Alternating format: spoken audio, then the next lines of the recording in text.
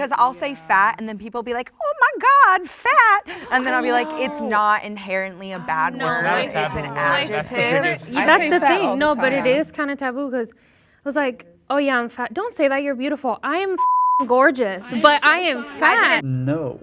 Just because you say you're gorgeous doesn't mean you are. Just because a man says they're a woman doesn't mean they are. Just because I say I'm black with a 10-inch dong doesn't mean I am. There's such a thing as objective reality, and there is room for subjectivity in this world, but there's a difference between that and outright delusion. I think the odd one out is probably somebody who lived as a fat person, but lost the weight. But usually, a lot of the times, people that do grow up fat or, you know, go through weight loss journey, they end up being more fat phobic.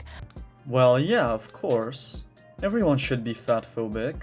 The reason they lost the weight because they didn't want to be unhealthy, because they wanted to be better looking and they wanted to be healthier and they wanted a better quality of life for themselves and the people around them. Of course they're going to be fat phobic.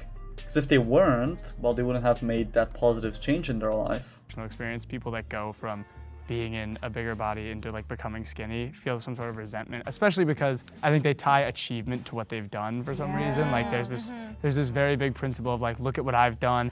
Yeah, they worked hard. They absolutely did work hard and achieved something amazing. They did what all the people around that table and 40% of Americans can't be bothered to do, right?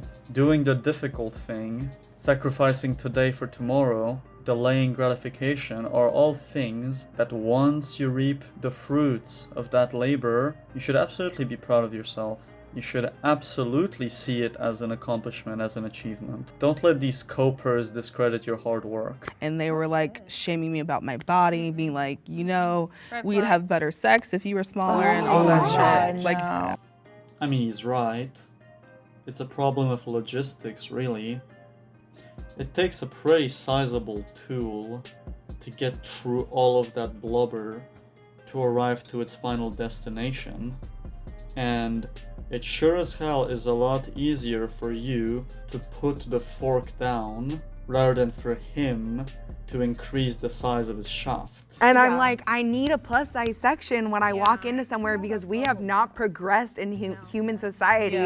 You're correct. We have not progressed in human society, we have regressed, because 100 years ago it was absolutely unacceptable for women to be walking around 3 times the size of the average man. There actually used to be standards back then for both health and aesthetic. The fact that you're able to sit there and cope your way out of the fact that being overweight is a literal disease. You're complaining about all of those reasons as to why being fat is negatively impacting your life, but instead of putting in the work, which is hard, the discipline, which is hard, taking the path that isn't the path of least resistance, which is hard, you want to change society.